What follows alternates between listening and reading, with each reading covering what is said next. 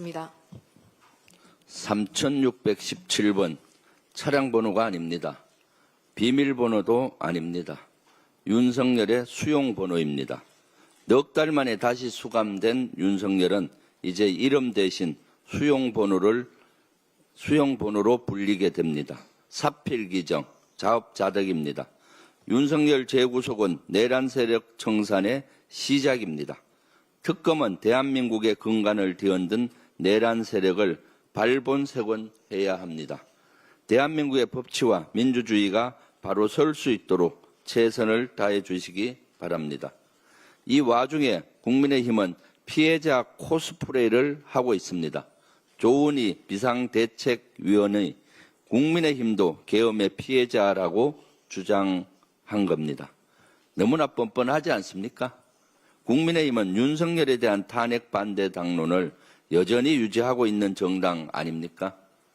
게다가 이 혁신위원장이란 사람은 권영세, 권성동, 이른바 쌍권을 청산할 것이냐는 질문에 당원이 결정할 일이고 혁신위는 권한이 없다.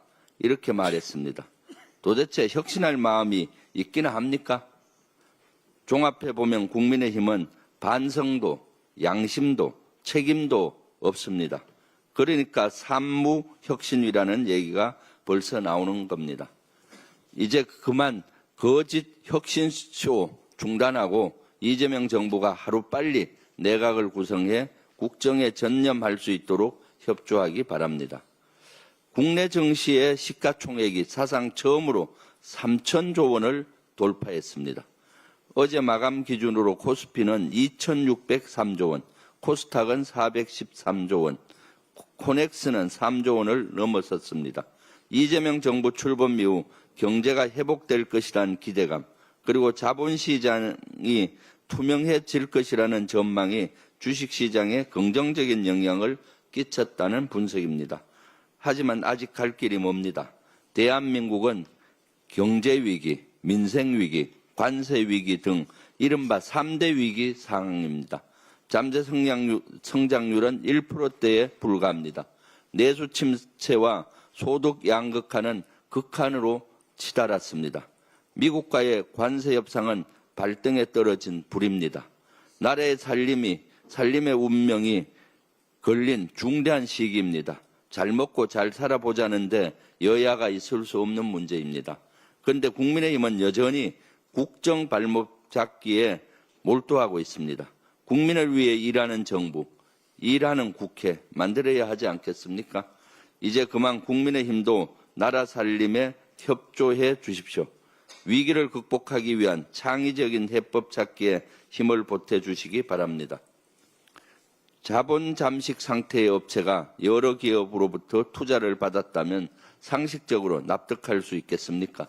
그런데 김건희가 배후에 있다면 충분히 가능할 것 같습니다. 한 렌트카 업체가 2023년 6월 카카오 모빌리티와 HS 효성그룹 계열사 등으로부터 180억 원을 투자받았습니다. 알고 보니 김건희의 집사로 불리는 김모 씨가 설립에 관여한 업체입니다. 이른바 김건희 집사 게이트입니다. 이 정도면 김건희는 홍길동이 아닌가 싶습니다. 여기저기 나타나지 않는 곳이 없습니다. 각종 이권 개입 의혹은 물론 계엄 선포 직전엔 국정원장과 연락했습니다. 임성근 전 사단장의 부인과도 측근을 통해 연락한 정황이 나오고 있습니다. 그렇습니다.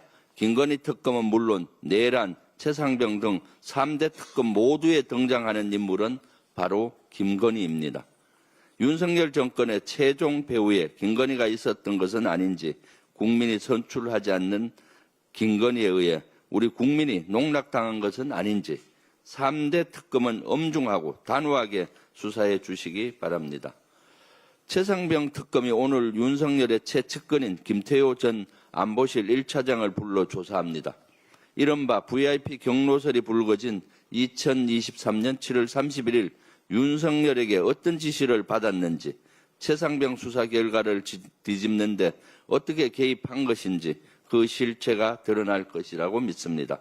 또 외교 담당 안보실 차장은 김태호가 왜 HID 북파 공작 부대를 방문한 것인지, 북한과의 전쟁을 유도하는데 HID를 이용하려고 한 것은 아닌지, 여의치 않으니까 이후 무인기로 북한을 자극해 계엄의 명분을 쌓으려고 했던 건 아닌지, 이 역시 또 다른 특검 수사를 통해 반드시 밝혀져야 합니다.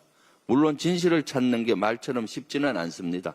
하지만 진실을 깊은 어둠 속 보석에 비유하는 것처럼 찾아내면 국민께 효능감을 주고 후대에도 큰 가치를 준다고 믿어 의심치 않습니다. 오로지 국가와 국민 그리고 정의를 위해 최선을 다해 주시기 바랍니다. 이상입니다.